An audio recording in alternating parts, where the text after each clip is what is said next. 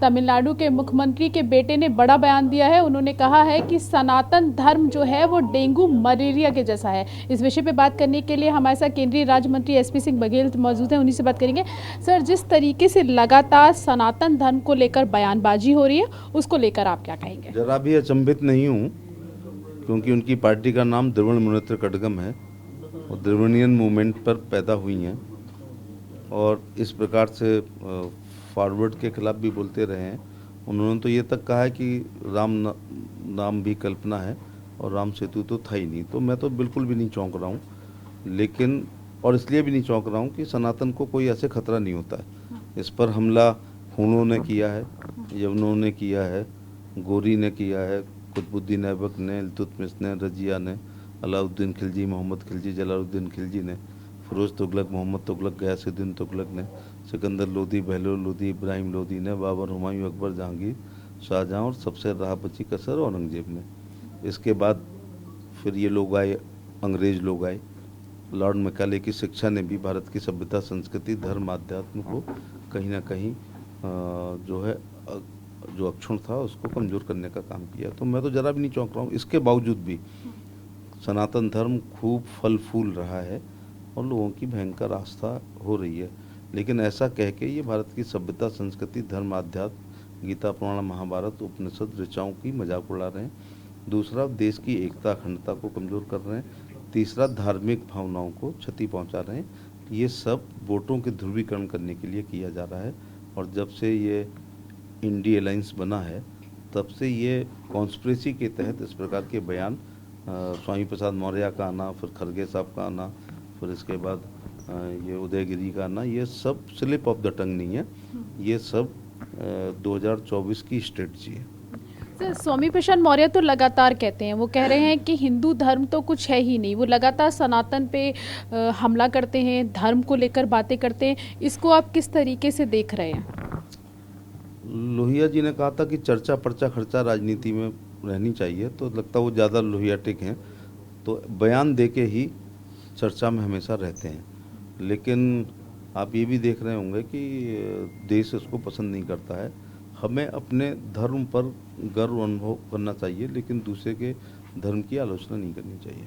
Sir, India के गठबंधन को लेकर आप क्या कहेंगे? क्योंकि जिस तरीके से अभी कुछ दिन पहले ही मुंबई में बैठक हुई, उसके बाद जो है वो कह रहे हैं कि 2024 में इस बार बहुत मुश्किल होने वाला है भाजपा के लिए। तो आपको लगता है कि कहीं ना कहीं ये जो मुकाबला है ये और कड़ा होता जा रहा है?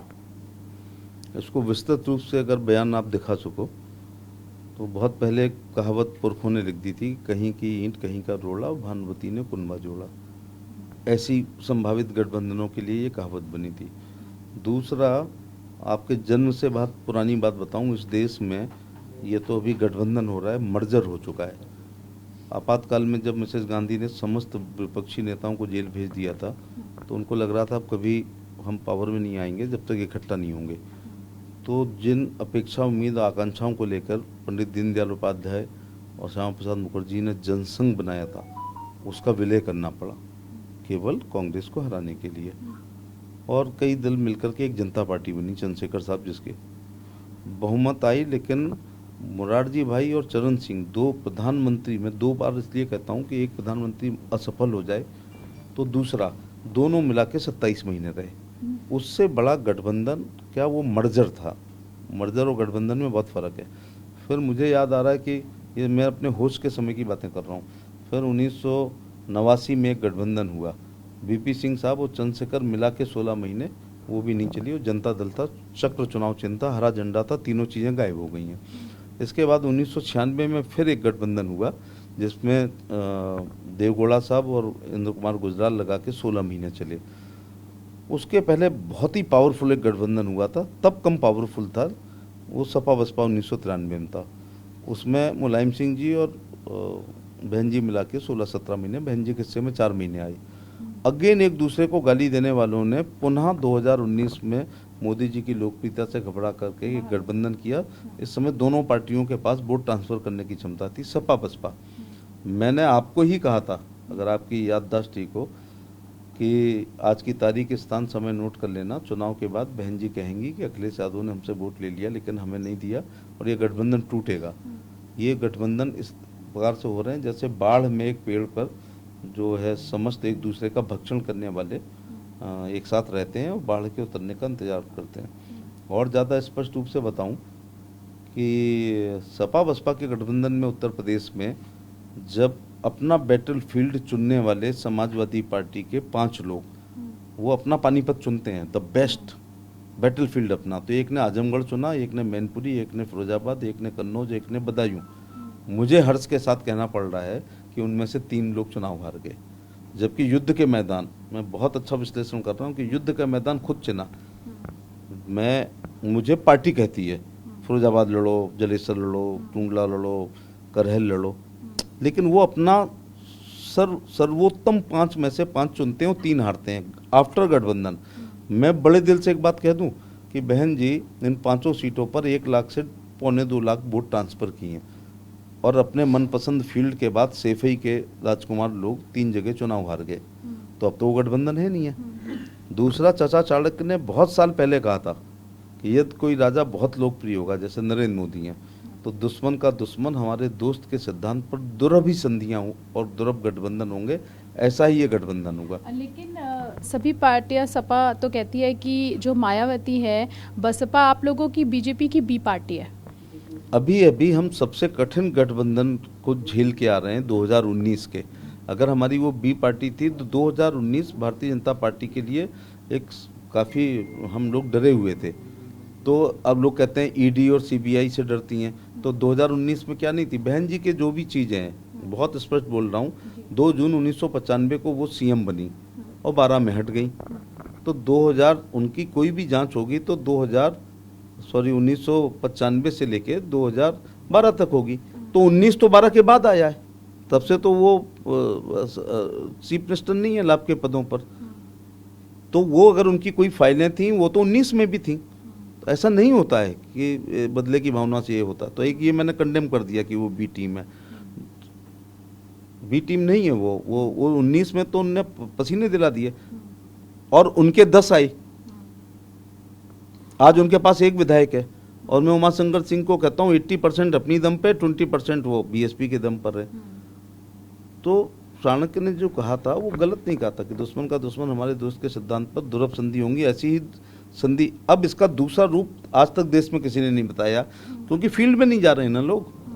अगर ठंड में तापते हुए अघाने पे, अब तो ठंड चली गई है, या चौपालों पर या ताश खेलते हुए लोग या बैठे हुए लोग, कुएं पे बैठे लोग, ट्यूबवेल पे, खलिहान पे इस समय बैठे हुए लोग एक बात कह रहे हैं, क्योंकि मैं थोड़ा धरती के नीचे पाताल में घुस चुका हूँ पॉलिटिक्स में। वो मालूम क्या कह रहे हैं, 80 करोड़ लोग हैं वो, इस देश की आबादी 144 करोड़ है और 80 करोड़ लोग क्या कह रहे हैं अलग अलग भाषाओं में। आखिर एक दूसरे को गाली देने वाले लोग ये क्यों हो रहे हैं? मोदी जी ने क्या गलत काम कर दिया जिसकी वजह से उनको हम लोग हमारे माध्यम से तो हटाएंगे, वो जनता के माध्यम से। तो 80 करोड़ लोग कह रहे हैं 5 किलो गेहूं चावल देना निःशुल्क, गलत है क्या? वो कह रहे हैं कि हमें 20,000 का शौचालय दिया, ये गलती कर रहे हैं मोदी क्या? नहीं, लेट मी कंप्लीट। 1,50,000 का हमें मकान, ये 3.5 करोड़ कह रहे हैं। 12 करोड़ किसान कह रहे हैं कि चौथे महीने हमारे 2,000 रुपये हमारे आ जाते हैं। करोड़ों महिलाएं कह रही हैं हमको 1,500 रुपये विधवा पेंशन आ रही है। करोड़ों विकलांग कह रहे हैं कि हमें ये मिल रही, करोड़ नहीं होंगे उनकी, चलो लाखों में संख्या होगी। वृद्धजन लोग कह रहे हैं, तो वो कह रहे हैं कि क्या ये विपक्ष के I.N.D.I के ही बुद्धिजीवी हैं? हम जनता को क्या वो कालिदास मान रहे हैं कि जिस पेड़ पे बैठ के हम आम खा रहे हैं और हम खुद ही उसकी डंगाल काट दें? तो जनता को बेवकूफ़ ना समझें ये गठबंधन के लोग। गरीब कल्याणकारी योजना का लाभार्थी मुंह खाता है तो आंखें झुकती हैं, वो किसी भी कीमत पर अपने को मिलने वाली सुविधाओं से वंचित नहीं करेंगे। आखिरी सवाल, आपको लगता है गठबंधन कब तक चलेगा? मैंने बताया ना कि ये बाढ़ तक चलेगा, और उसके बाद जब नेताओं के हाथ में टिकट है, जीत का सर्टिफिकेट जनता के पास है, तो ये जो 80 करोड़ गेहूं चावल वाले, 12 करोड़ हमारे किसान तक चलेगा, 47 करोड़ लाभ लेने वाले आयुष्मान वाले, ये कहना है हम अपनी सुविधाएं क्यों खो दें दूसरे की बटन दबा करके? ठीक है ना? क्यों? अभी आप पत्रकार होके कह रहे थे कि आयुष्मान कार्ड हमारा बनवा दो। इसका मतलब ये है कि Ayushman card is a popular scheme of India. उदाहरण के तौर तो जो आयुष्मान में 5 लाख प्रति व्यक्ति प्रति साल पूरा परिवार इलाज कराएगा, वो मोदी के खिलाफ क्यों जाएगा? शुक्रिया टीवी 9 से बात करने के लिए। कैमरामैन सुभाष के साथ प्रीति श्रीवास्तव, टीवी 9।